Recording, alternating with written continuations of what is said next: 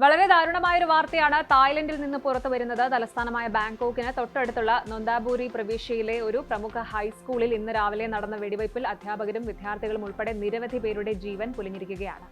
അതിനേക്കാൾ ഏറെ ഞെട്ടിക്കുന്നത് ഈ ക്രൂരകൃത്യം ചെയ്ത തൂക്കുധാരിയുടെ വിവരങ്ങളാണ്. കേവലം 14 വയസ്സ് മാത്രം പ്രായമുള്ള ഈ സ്കൂളിലെ തന്നെ ഒരു 10ാം ക്ലാസ് വിദ്യാർത്ഥിയാണ് സ്വന്തം മുത്തശ്ശന്റെ തോക്കെടുത്ത് ഈ കൂട്ടക്കുരുതി നടത്തിയത്. സ്കൂളിലേക്ക് പുറപ്പെടുന്നതിന് തൊട്ടുമുൻപ് സ്വന്തം വീട്ടിൽ വെച്ച് സ്വന്തം മുത്തശ്ശനെയും മുത്തശ്ശിയെയും വെടിവെച്ചു കൊന്ന ശേഷമാണ് ഈ കുട്ടി സ്കൂളിലെത്തി ക്രൂരമായിട്ട് വെടിയുതിർത്തത്. എന്താണ് സ്കൂളിൽ സംഭവിച്ചത്? പോലീസിന്റെയും ദൃക്സാക്ഷികളുടെയും വെളിപ്പെടുത്തൽ എന്താണ്? പരിശോധിക്കാം. സംഭവത്തിന്റെ വിശദാംശങ്ങളിലേക്ക് കടക്കാം. ബാങ്കോക്കിന്റെ വടക്കു പടിഞ്ഞാറുള്ള ബാങ് ക്രൂയി ജില്ലയിലെ ദേബ് സിറിയൻ നൊന്താബൂരി സ്കൂളിലാണ് ഈ നടക്കുന്ന ദുരന്തം നടന്നത്. 3000-ലധികം വിദ്യാർത്ഥികളും 140-ലധികം അധ്യാപകരും പഠിപ്പിക്കുന്ന വലിയൊരു സ്കൂളാണിത്. പോലീസിന്റെ ഏറ്റവും പുതിയ പ്രാഥമിക അന്വേഷണ റിപ്പോർട്ടുകൾ പ്രകാരം ഇന്ന് രാവിലെ ഈ 14-കാരൻ വിദ്യാർത്ഥി വീട്ടിൽ വെച്ച് തന്റെ മുത്തശ്ശന്റെ കൈവശമുണ്ടായിരുന്ന പിസ്റ്റൾ ഉപയോഗിച്ച് സ്വന്തം മുത്തശ്ശനെയും മുത്തശ്ശിയെയും വെടിവെച്ച് കൊലപ്പെടുത്തിയിരുന്നു.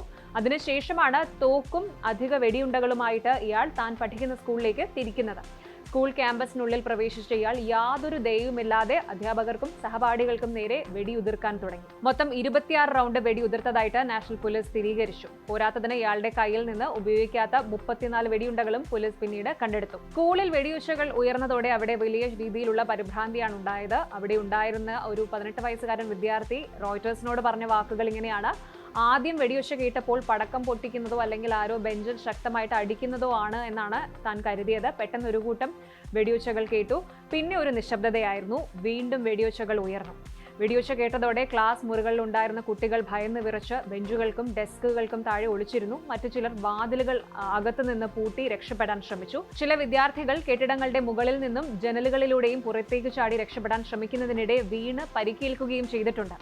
ഇതുവരെ പുറത്തു വന്ന ഔദ്യോഗിക സ്ഥിരീകരണങ്ങൾ പ്രകാരം വീടിനുള്ളിൽ കൊല്ലപ്പെട്ട മുത്തശ്ശനും മുത്തശ്ശിയും ഉൾപ്പെടെ ആകെ മരണസംഖ്യ 8 ഉയർന്നിട്ടുണ്ട്. സ്കൂളിൽ വെച്ച് 3 അധ്യാപകരും 3 വിദ്യാർത്ഥികളും സംഭവ സ്ഥലത്ത് തന്നെ കൊല്ലപ്പെട്ടു. ആക്രമണത്തിന് ശേഷം 14-കാരനായ അക്രമി സ്വയം വെടിവെച്ച് ജീവൻ ഒടുക്കുകയോ അല്ലെങ്കിൽ ഗുരുതര പരിക്കുകളോടെ ആശുപത്രിയിൽ വെച്ച് മരിക്കുകയോ ചെയ്തതായിട്ട് പോലീസ് അറിയിച്ചിട്ടുണ്ട്. ഇതുകൂടാതെ 15ഓളം പേർക്ക് വെടിയേറ്റും ചാടി രക്ഷപ്പെടാൻ ശ്രമിക്കുന്നതിനിടെ വീണ്ടും പരിക്കേറ്റിട്ടുണ്ട്. ഇതിൽ 2 മുതൽ 9 പേരുടെ അവസ്ഥ വളരെ ഗുരുതരമായി തുടരുകയാണ്.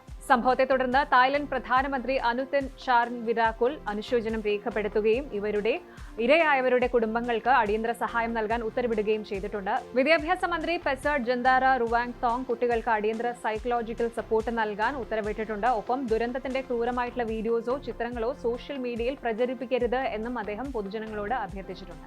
ഇവിടെ ഉയർന്ന വലിയൊരു ചോദ്യമുണ്ട്: എന്തുകൊണ്ടാണ് തായ്ലൻഡിൽ ഇത്തരം സ്കൂൾ വെടിവയ്പ്പുകൾ ആവർത്തിക്കുന്നത്?